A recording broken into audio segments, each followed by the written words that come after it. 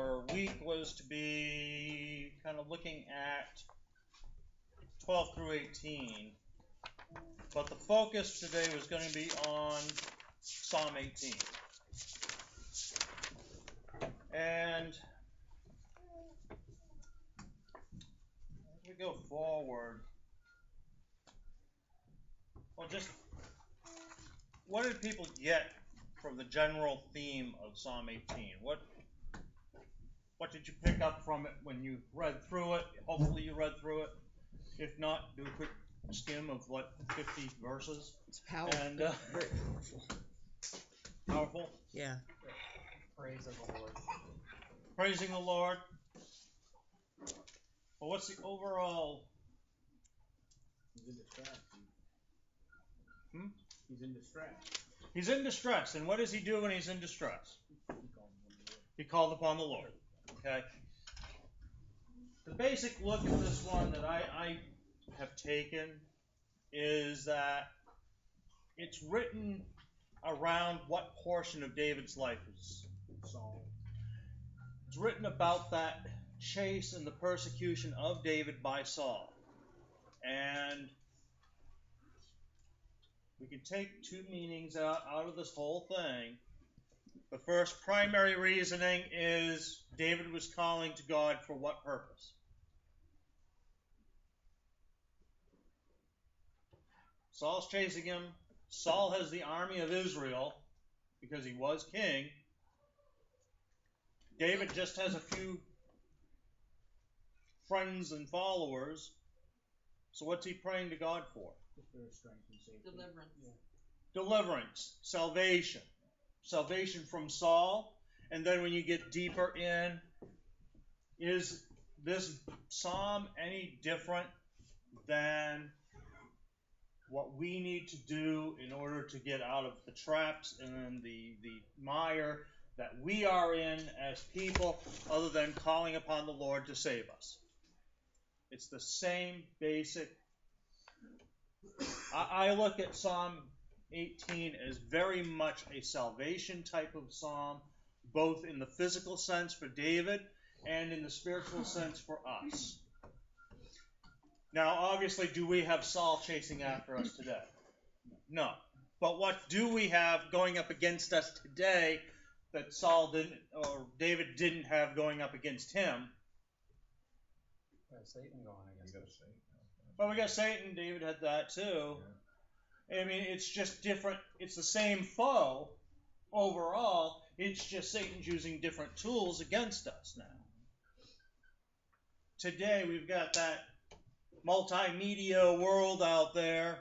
Ironically, here it is. We're filming so we can put it on the multimedia world. But the point is, how are Christians viewed in the world today by most of all of that media world? They're despised. We're the despised ones. And meanwhile, over in the Mideast, what's going on?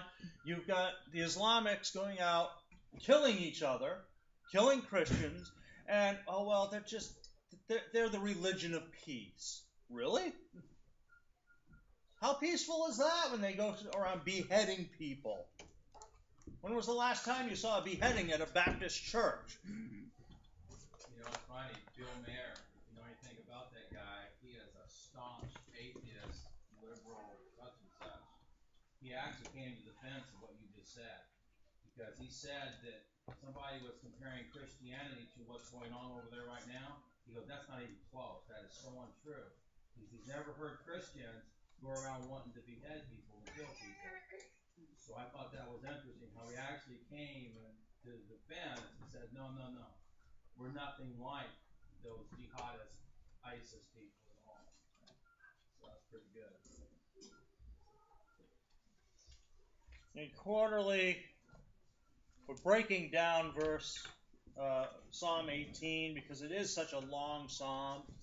The general theme of it, we know what that general theme is. So now we're just going to look at some of the verses that they picked in the quarterly. I thought when he was going to speak up, he was going to talk about a Baptist church that beheaded someone at first. We're going to look at some of the verses that the writer has chosen to kind of enhance and pinpoint certain elements. And the first part that we're looking at is Psalm 18, verses 1 through 6. So if we have a volunteer to read verses 1 through 6, or I'll volunteer someone. I saw Jesse raise her hand first. I will love thee, O Lord, my strength. The Lord is my rock, in my fortress, in my deliverer, my God, my strength, in whom I will trust, my buckler, in horn of my salvation, in my high tower. I will call upon the Lord, who is worthy to be praised, so I will be saved from my enemies. The sorrows of death compassed me, in the flood of ungodly men made me afraid. The sorrows of hell compassed me about. The snores of death prevented me. In my distress, I called upon the Lord and cried unto my God. He heard my voice out of his temple and cried my name. Heard my voice out of his temple, and my cry came for him even into his ears. Okay. Awesome. Good job, Jess. Nowhere else in the Bible, other than Psalm 18, do you see as many metaphors used to describe God. And we see it in a lot of places, probably throughout the entire Bible. You'll find more metaphors, but for one verse or one chapter of one book, Psalm 18, to see so many different metaphors come up for him. What is God? You read through, first of all, verse 1. I will love thee, O Lord, my strength. Then what does he go to? The rock, fortress, buckler, deliverer, horn of salvation, the high tower. Now think about what all those words mean in our regular language. Strength, well, that's pretty cut and dry. The rock, well, Wrestler. obviously we're, what? Wrestler. Okay. The rock is a sturdy foundation. Rock is a sturdy foundation. Let's get rock being Christ. Christ. Yeah. Okay, Jesus Christ. Also, though, think about this. When Saul was chasing David, where did he go? What were some of the places he went? He went to the cave under the rock. caves and the mountains, hiding in rocks. That was one of the areas that he went to find his salvation from Saul. So you see this theme coming time and time and time again. The fortress, again. What's that meaning? It's a defensive shelter, right? I need to be protected. I need to get into my fortress. I need to get into God so that he can protect me as I tip over. The buckler. Well, what's a buckler? It's an old term meaning a shield. Yeah, I was just going to say, it's part of an You armor. buckled it onto your arm so that it would protect you. They were smaller than the shields we imagine today because we're thinking the Middle Ages when they had those big honking shields that basically protect the entire body.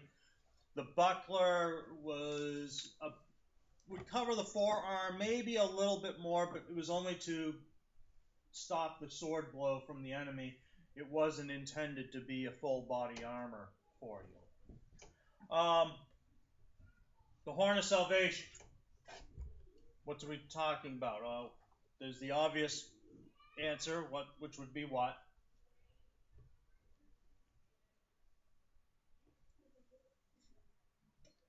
Maybe it's not so obvious. Strength. Strength, the horn. How did they take down the walls of Jericho? Walked around with the horn.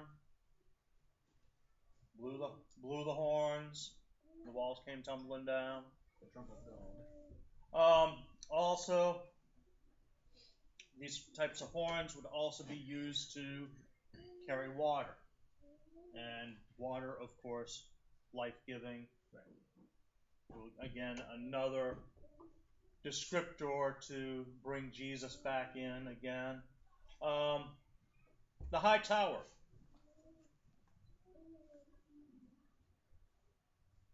When we say we're going to the high tower, what are we doing?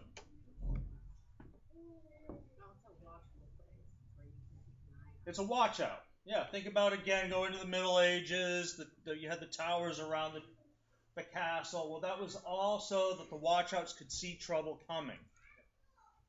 And that's what David had to do as well by going to the mountains. He could see Saul's army coming across the plains toward the mountains. Oh, look, here comes Saul. Let's hide. Well, there's always safety in higher ground. Absolutely. And so this is what we're taking a look at in terms of some of these metaphors, word that means something else, blah, blah, blah.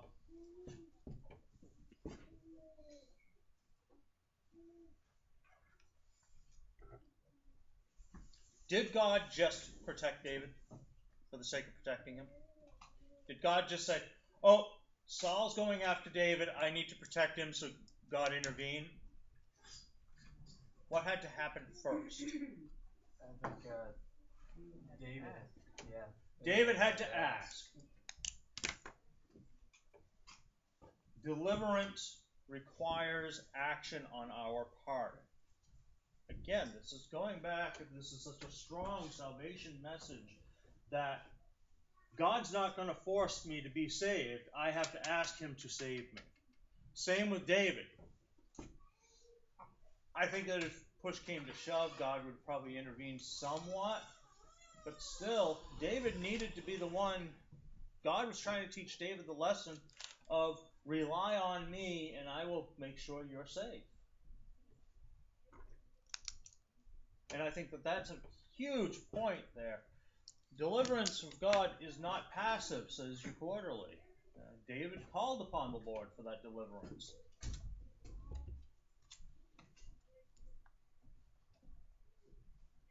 What about fear? Did David fear Saul? In some ways, yes. Yeah. Because he knew if Saul caught up with him, what was going to happen? He did. He's going to kill him. What do you mean, what did Saul already try to do to him? He hucked a javelin at him in the castle. Then that night, what happened? David climbed out the window, and what did Saul do? Showed up at the bedchamber. Where's David? Well, what was he going to do if he'd found David in that bedchamber? He was going to kill him. So sometimes fear is a good, healthy dose of fear is not a bad thing in the Lord's people. It's how you deal with that fear. That is the key element. You can allow the fear to overwhelm your life, to encompass your life, and you can just live in a cowering little cringe of fear, or you can do what with that fear? Call upon the Lord. Call upon the Lord. What was it you said? Face it. Face the fear. Embrace the fear. Use it to your advantage. Well, and I think a certain amount of fear is necessary to grow. Yeah. Absolutely.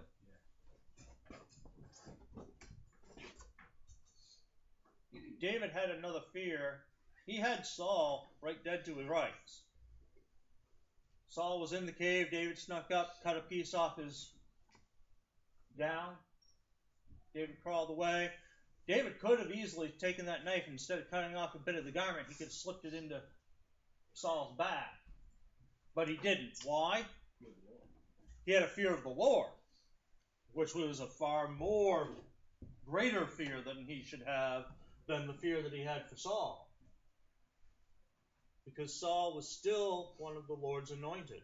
Even though the Lord had kind of turned his favor off Saul, he had still been anointed. And David had to fear raising hand against the anointed of God. And so fear is oftentimes, we will often chastise ourselves for being afraid of something. Sometimes fear is the right reaction in the right circumstance, because it motivates us to go the right direction that we need to be going in. I love seeing you here today because you've gone through 2 major bouts. And was there fear there? Absolutely. And what did it motivate you to do? Just to rely on the Lord more and pray to Him to get me through it and to give me the strength to get through it. Absolutely. Amen. And that's what we want, is when we're at our lowest, when we're facing that end point, like David was if Saul had caught up with him, we need to put that reliance more into the Lord than we ever have before. And the Lord will come through for us. But I think the biggest mistake a lot of Christians make is that they figure, well, I'm a Christian, I'm saved, therefore God's going to protect me from all things. And that's not true. We have to ask for that protection from all things. And it doesn't also mean you go out ramming around 90 miles an hour dragging garbage bags behind you. Are you going to be getting that protection just because? Be careful what you say. It will be On a dead end street. Yes, on a cul-de-sac. Slander. He comes to Nancy sacks. will be used against you. Sounds like good guy. Yeah, those sacks were cold, all right. Pulled them right out. 2 preacher boys, yeah. They make a lot of noise. They make a lot of noise. Oh yeah. When he went flying out of the car in that cul-de-sac, he was rolling on the ground. I'm saying, "Get up there, the lights are coming on. Let's go." Don't care that you're hurt. I don't really care. Get in this car. Let's go. Oh well. Don't breathe it, would you whining? Enough about me. Continue. In verse 6, what's it saying? It's what we've been talking about. In my distress I called upon the Lord and cried unto my God. He heard my voice out of His temple. He's going to be where He belongs, which is in His temple. But if He hears us cry, what's going to happen? He's coming. He's going to be coming. Let's jump over to the next section.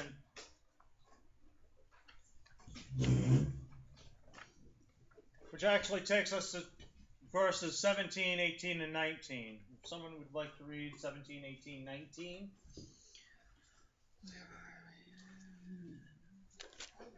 Thank you. As I'm staring her down. I didn't know till I looked up. He delivered me from my strong enemy and from them which hated me, for they were too strong for me. They prevented me in the day of my calamity, but the Lord was my stay. He brought me forth also into a large place. He delivered me because He delighted in me. Okay. You quarterly ask the question, or basically makes a statement. First, deliverance or salvation is not a minor accommodation. When you call for salvation, is that a small thing? No. You're asking for the Lord to intervene on your behalf. And if you get the Lord on your side and acting on your behalf, that's not a small issue. By the same token, does that mean that we should cry out to the Lord for every small little issue that we've got? No. Oh, I've got a flat tire. Lord, save me. No. Suck it up.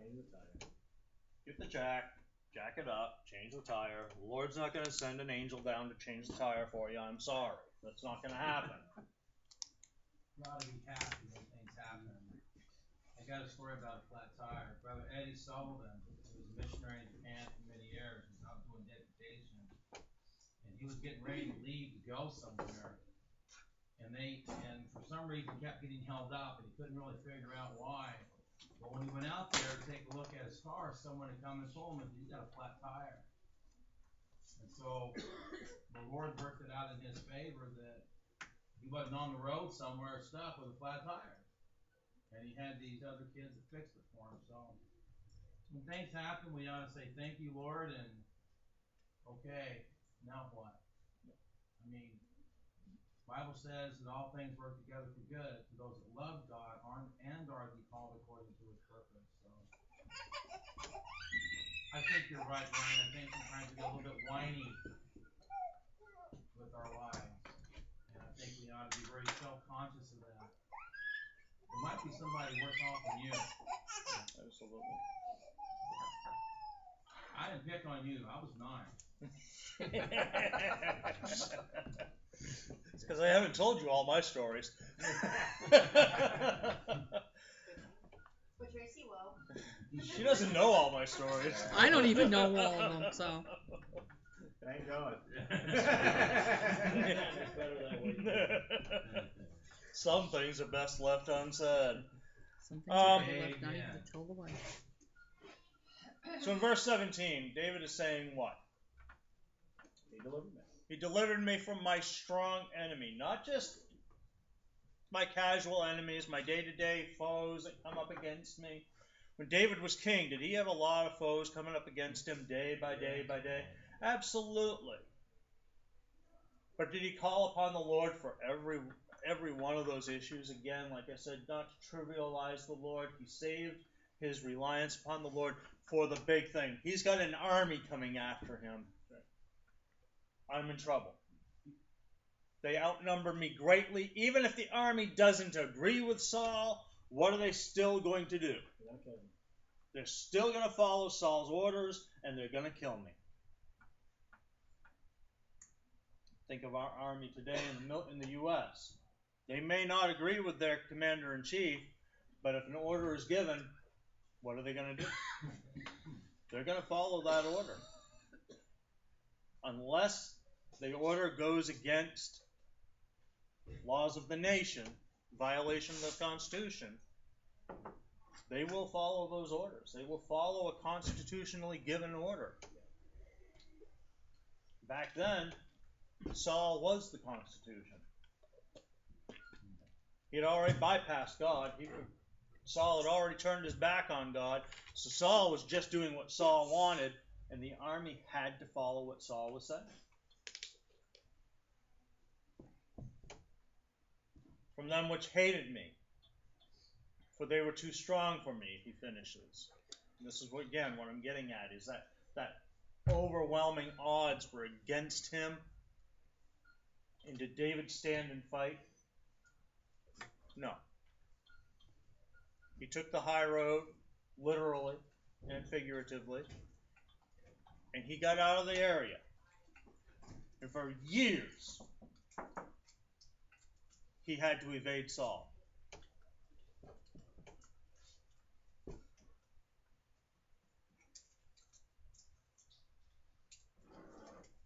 In verse 19, what's he saying?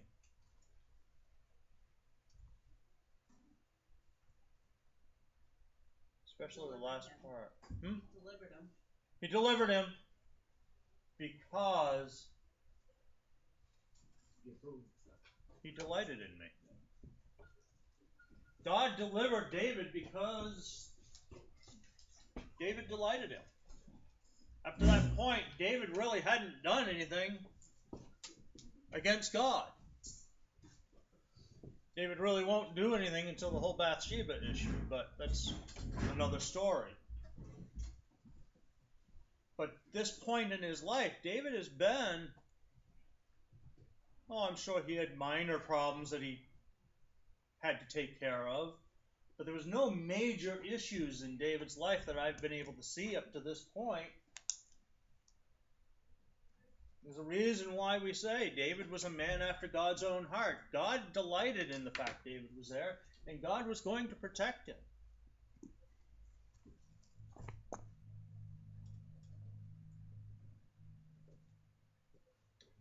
(25 through 30).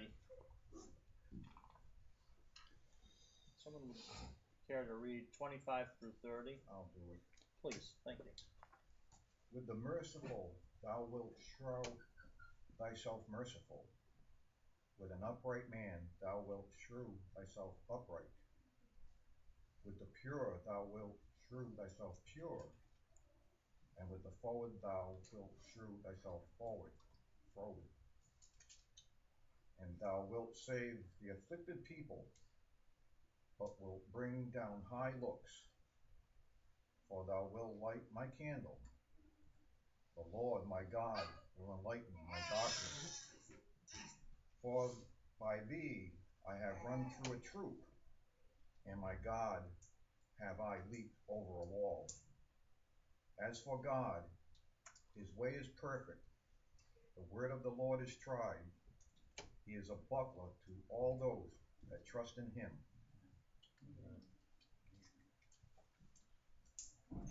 How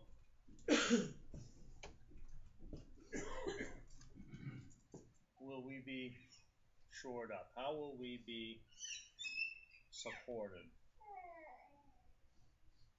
25 and 26 kind of show us, in a way, how the Lord is going to help us.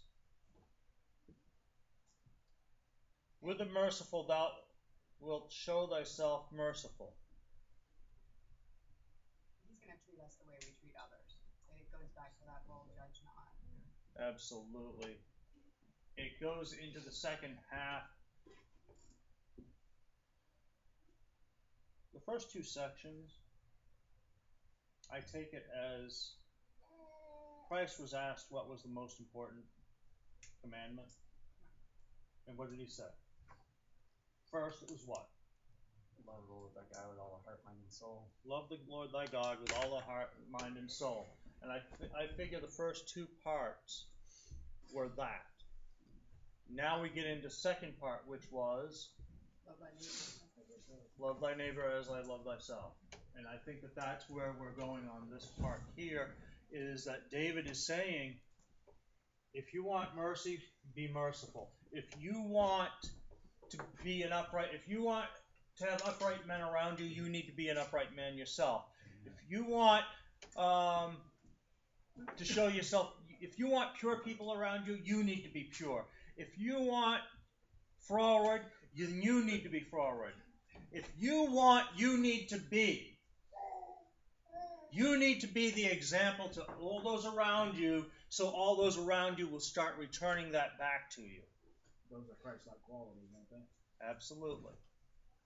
That's the whole. If you show Christ. We've said when we did the study on David, what was it, a couple of quarters ago, we said that David is basically the forerunner to Christ. I don't want to use his terminology because he's here and then he's going to... But the picture and type of Christ is David. And we just want to remember that what you see David doing, David was obviously human, he's going to be fallible, we see those fallacies later in his life, but we see him at least trying. David was probably one of the first real Christians before Christ even came about. Oh yes, there had been other prophets and others, but really trying to live that life. Right. Until Bathsheba, he did pretty well. He showed a lot of mercy. Mm-hmm. Oh yeah. When he finally became king, he could have done what with the rest of Saul's family? He could have had him killed. But what did he do? Showed them mercy. Oh, that one's still alive. Bring him into my court. We're going to make him part of the family. It's a family of the person that was trying to kill you? Wow. Wasn't David best friends with Saul's son? Yes. And it was one of Jonathan's sons that he brought into court because of his friendship with Jonathan. He's like, you are now part of my family. I have no amenity against you. You are now my son as well. And he actually restored some of the lands of Saul to the son of Jonathan because, figure as king, he had more than he needed at that point. Verse 27, for thou wilt save the afflicted people, thou wilt bring down high looks. What are we talking about? Vengeance is his. And The people that look down on him, maybe? Okay. Like the people that look down at Christians, you know what I mean? Like, Okay. humble. Haughty looks. yeah. Isn't there a verse about haughty looks? Humble as compared to arrogant. Okay. And the afflicted people, we're talking about the people that are being persecuted. Today, we probably said the Christians who are being persecuted, and the high looks would be most of the world. Right. They know better than us. Well, why are you a Christian? Well, why aren't you? I've actually had that conversation with someone one day. Why are you a Christian?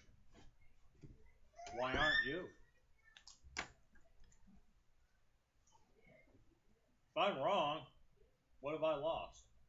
Not a thing. A little bit of partying? Big deal. If I'm right, what have you lost? Eternity. Enjoy a little time here, because eternity is a lot longer than the time you have here. Yeah. The beautiful thing is they will get their eternity.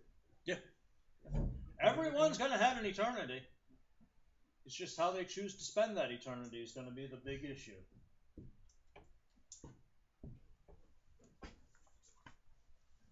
Verse 28, I think this is a beautiful image. Verse 28, what's he say? For thou wilt light my candle. The Lord my God will enlighten my darkness. He's the lamp. Chip just came in. He's a lamp. He's the light unto my path. What did Jesus say about the candle? Don't put a basket over it. Hide it under a bushel. I think Sandra posted the thing about the pumpkin on Facebook. I thought that was such a great thing. What a great... God took that pumpkin out of the pumpkin patch, washed it up, got it all nice and clean, cut it open, scooped all the yucky stuff out, put his light inside, and then cut a nice smiling face on it so everyone could see that light shining out. What a fantastic thought that is. Some of us are a little more pumpkin-like. Les is a pretty tall, skinny pumpkin. But He's a scarecrow. he's more like a zucchini. He's moving forward. Completing the But- on his first. Sorry, last I'm in there too. Aren't you glad you came to Sunday class today? It's great seeing you, though. For by thee I have run through a troop. David had a smaller military group than any of the other militaries around him, but when push came to shove and he had to fight, that smaller group did what for him? Well, they all called upon God, and what could they do? They always won. Whenever Saul sent him out against overwhelming odds, when Saul was trying to kill David early on, what was one of the first things he asked him to do? Bring back, 50 heads? He brought back like 200. Yeah, brought back 5 times the amount that he... But the point was, Saul sent him out on a suicide mission.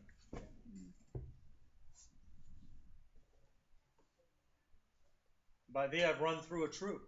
He's had no problems. By my God, I've leapt over a wall. This is getting closer toward the end, Saul, and this is when going into Jerusalem, when he goes and captures the city. They figured out how to get into the city, didn't they? They didn't have to tear down the walls. What'd they do? They went through the gutters. They went through the waterways. They came up through underneath. God shows him the way whenever it comes time. In verse 30, for God His way is perfect. Now, a lot of times when we see the word perfect, make me perfect in the Lord, it means make me mature. Here, I think the word perfect is meaning exactly what it intended. God is perfect, and His way is perfect. And if we follow His way, we shouldn't have as many problems as what we're having today trying to do things our way. The word of the Lord is tried. By the time David is here, how many years after the Exodus is it that David has come through? I don't know. I'm guessing probably at least a couple, 300, 400, maybe up to 1,000. I'm not sure where we're at on our timeline.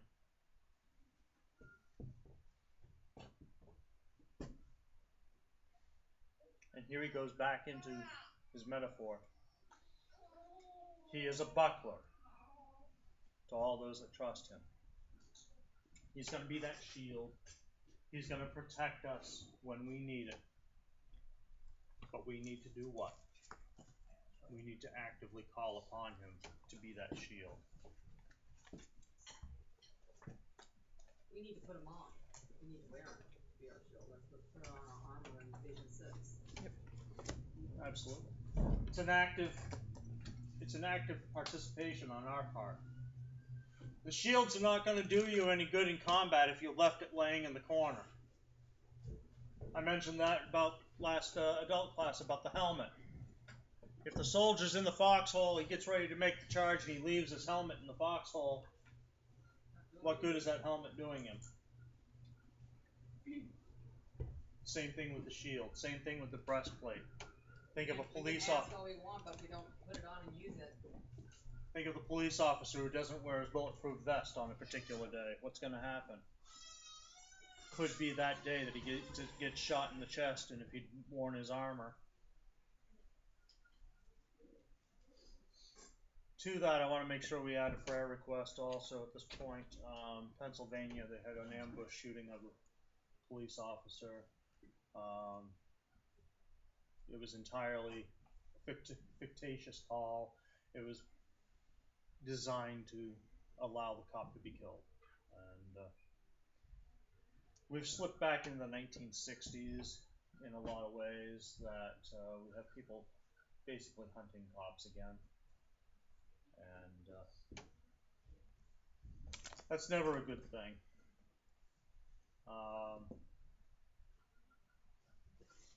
What is our shield?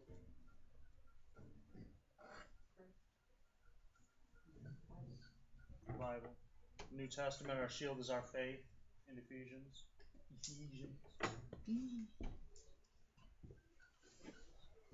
The Bible's our sword, is I think how that one plays out. But our faith in God, our faith in Christ, that's our shield.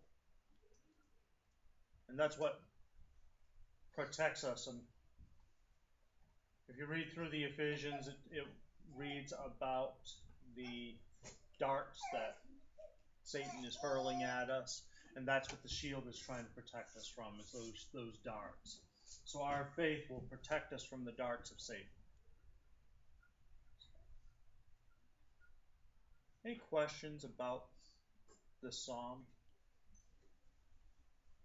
About what we talked about? There are a lot more verses in this psalm. This was one of the bigger ones. It's not the biggest psalm. When we hit the biggest psalm, that's going to be a fun one. Several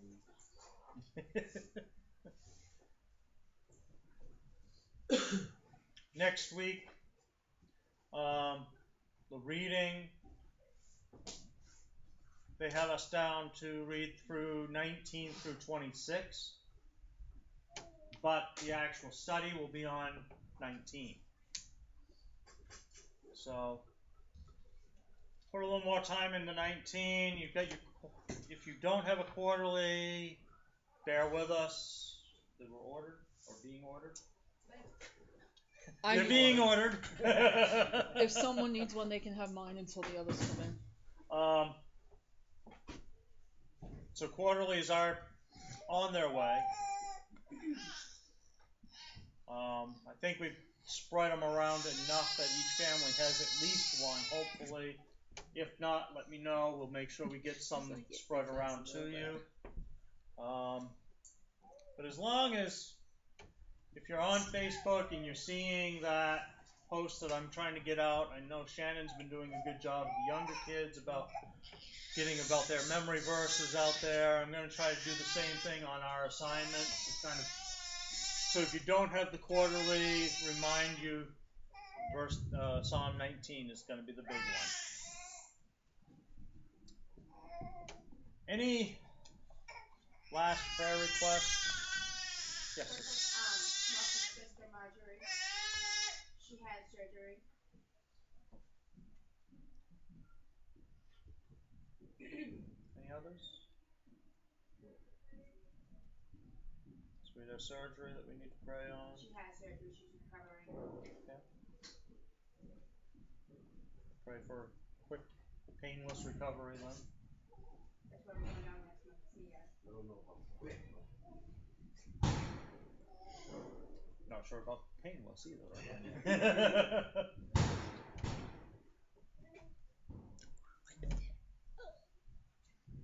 Well, as I'm hearing the other group slamming tables and preparing to invade us, we'll wrap up. I do have a praise I want to mention. It's kind of a neat thing that I found. Sears has its own message board system. We call it, some of us refer to it as Sears Book. It's kind of a Pebble, like they call it Pebble. It's kind of like a Facebook for Sears. But the point being, they got different groups for different business functions. But then there's a couple of people that were allowed to set up a couple of other groups as one group for comic books.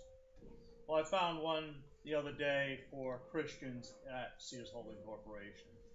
And so it's a neat to see other Christians in the corporation kind of coming together, prayer requests for each other, support for each other. Someone will throw out a verse of scripture and we'll talk about what we think it means and we'll debate that. So it's kind of a fun little thing it kind of makes work somewhat bearable every now and then. So I do have that praise that's actually allowed to be up on a business site. But I guess nothing prevents them from having an Allah group, or someone was on there posting a batch of stuff about, well, I won't get into religion, but here's what Zen would say, and it's like, no, this isn't a Zen site. Go away. But seeing no other requests, Brother Marshall, close us out for the morning. Father, we thank you, Lord, for the time that you've given us to be able to come before you and meet and have this fellowship, Lord.